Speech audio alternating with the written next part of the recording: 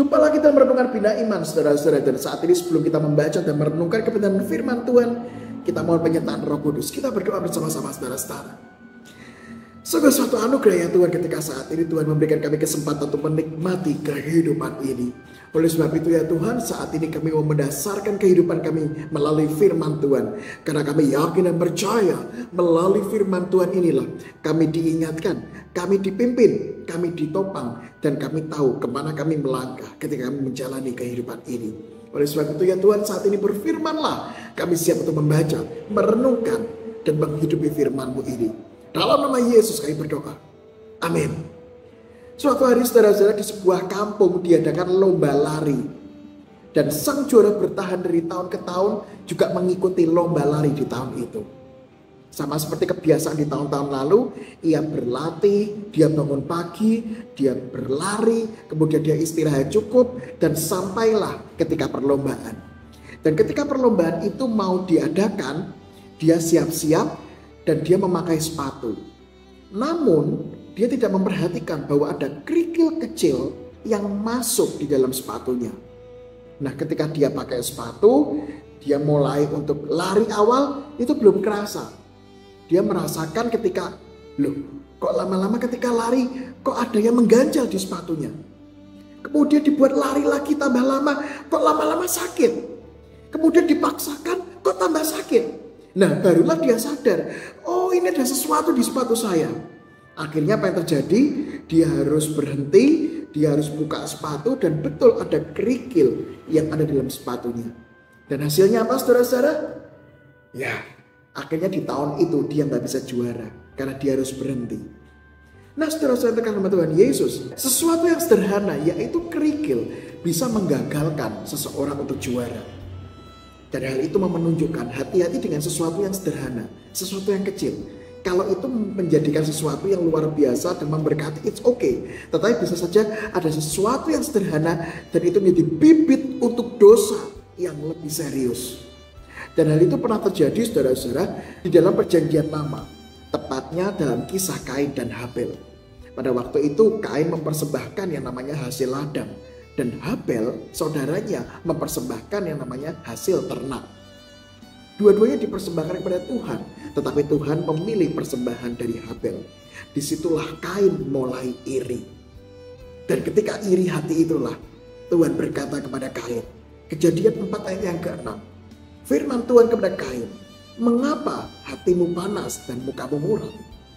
Saudara-saudara terkasih Tuhan Yesus, Tuhan sudah melihat adanya potensi sesuatu yang sederhana ini menjadi sesuatu yang luar biasa menghancurkan. Makanya Tuhan sudah mengingatkan Kain dari awal.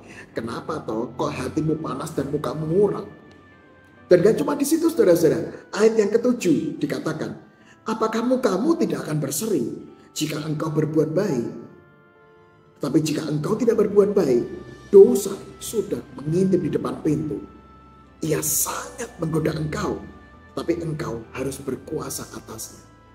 Saudara-saudara yang terkasih nama Tuhan Yesus, di sini kita melihat bagaimana Tuhan sudah melihat potensi sesuatu yang sederhana yang akan merusak kehidupan Kain. Dan bukan cuma merusak kehidupan Kain, juga merusak kehidupan orang-orang sekitarnya, yaitu Habel.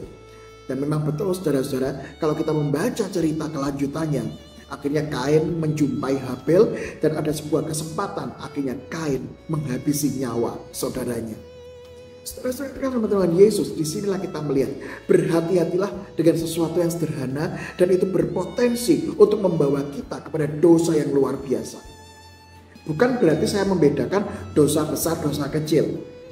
Dosa besar, dosa kecil sama saja, semuanya adalah dosa. Tetapi hari ini kita diingatkan, hati-hati mengenai potensi kita jatuh di dalam dosa. Mungkin saja saat ini saudara-saudara ada dari kita atau mungkin ada saudara-saudara kita sudah punya istri, sudah punya suami, kenalan sama yang lawan jenis. It's okay.